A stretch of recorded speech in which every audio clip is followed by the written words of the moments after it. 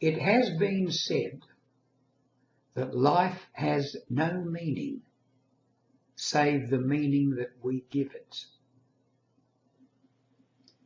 I'm not quite sure I believe that when I say the meaning that we give it, because I had an experience many years ago, what they call a rebirthing experience, where I was taken right back to the moment when I was being born.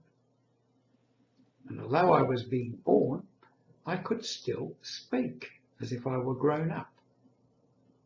I know it sounds unbelievable, but this is what happened to me. And the words that came out of my mouth, amongst other things, were, I was born, spelt that way, born to make people happy. So,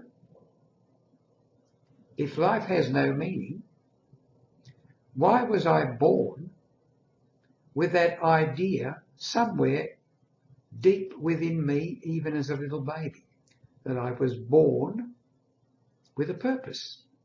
That purpose, the general purpose, being to make people happy. Now, I can negate that and say that it didn't happen, but it did happen.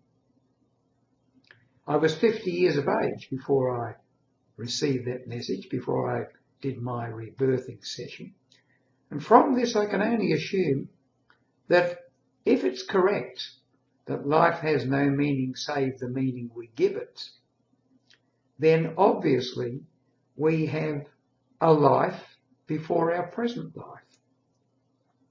In other words, we come from somewhere, and that decision to come from somewhere is already governed to some degree by a purpose. We were born into the world for a purpose.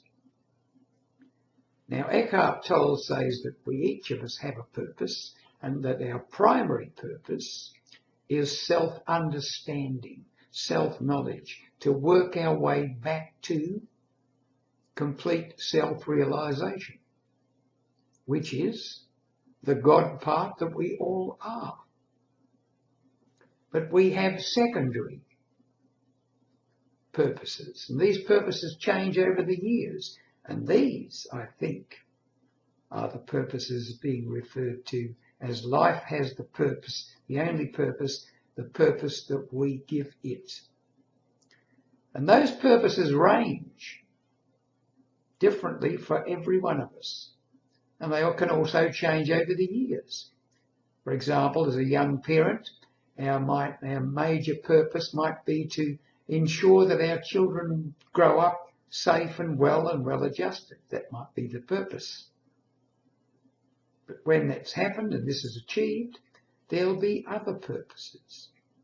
The point is, we need to have a purpose in our lives which motivates us. Motivates us, creates a little bit of tension between what we have now and what we want. This is the essence in this book.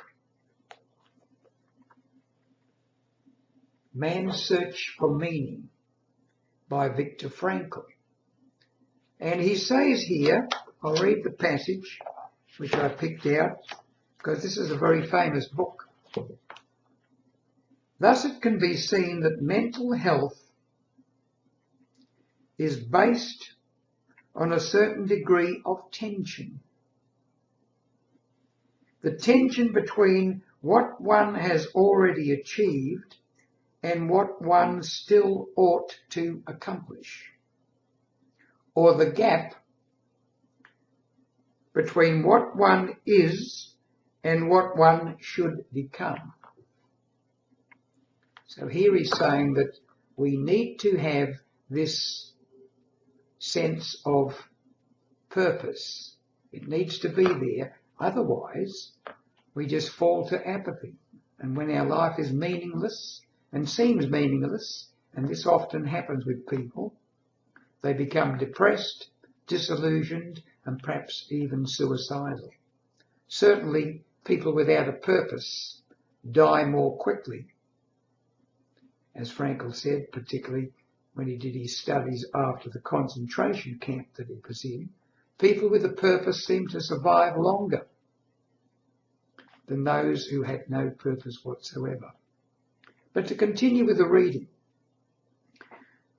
such attention is inherent in the human being and therefore is indispensable to mental well-being. We should not then be hesitant about challenging a man with a potential meaning for him to fulfill. It is only thus that we can evoke his will to meaning from a state of latency. I'll continue again. I consider it a dangerous misconception of mental hygiene to assume that what man needs in the first place is equilibrium, or as is called in biology, homeostasis, that is, a tensionless state. What man actually needs is not a tensionless state, but rather the striving and struggling for a worthwhile goal, a freely chosen task. So what he's saying here is a lot of doctors, a lot of psychologists seem to think that when we reach a state of complete relaxation with no more tension within us, we're going to be healthy and well. Not so according to Viktor Frankl. He's saying that we need a purpose in our lives that creates a little bit of tension that we work towards our whole life if we are to remain healthy.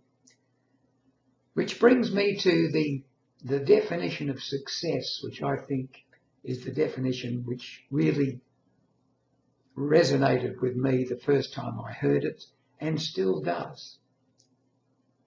And here's the definition. Success is the progressive realization of a worthwhile ideal. Success is the progressive realization of a worthwhile ideal. An ideal can never be reached, but as you reach for it, it keeps you healthy, motivated, focused, and brings you the satisfaction, the continuing satisfaction that most of us seek.